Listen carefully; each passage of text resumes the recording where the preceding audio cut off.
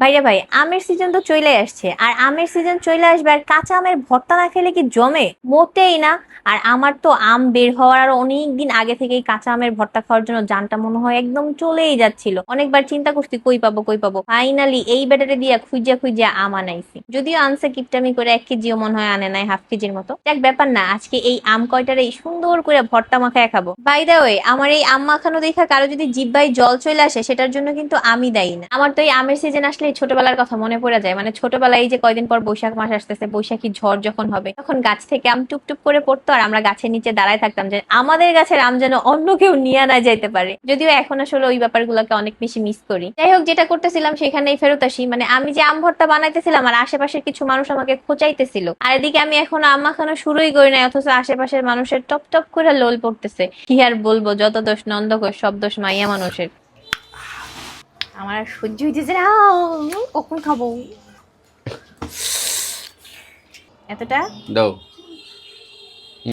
ঠিক আছে, স্বাদ তো বাইরে এখন। মাখানোই শেষ হইতেছে না। মানে কয় না যে, আরে ভাই এত টক। না বলে না যে অপেক্ষা করতে করতে আর সহ্য হচ্ছে না, কখন খাবো সেই চিন্তা করতেছে, আর এদিক দিয়ে মাখানোই শেষ হচ্ছে না। লোল পড়ে যেতেছে ভাই, দাও আগে দে, এদিকে দাও। ফাটাফাটি হয়েছে। এত মজা কেন? এদিকে আমি মাখাইছি, দাঁড়াও আর একটু খাইয়ে দেখি। দাঁড়াও দেখি লবণ হয়েছে নাকি। আর হয় না, দিক দাও, আমি টেস্ট করি। না না না, শুরু করো। আর দাও। হয়েছে? না না না, হয় না, হয় না। এই এতটুক।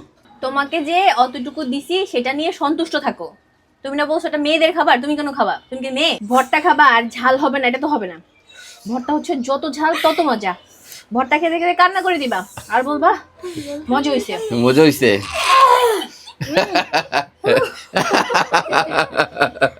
আমি হচ্ছে তার মেয়ে, কেউ এটা বলবে না। সবাই বলে আমি নাকি তার বোন। চোখ দিয়ে মুখ দিয়ে পানি বেরিয়ে গেছে। আস্তে খাবার খাওয়া লাগবে না, পেট জ্বলবে।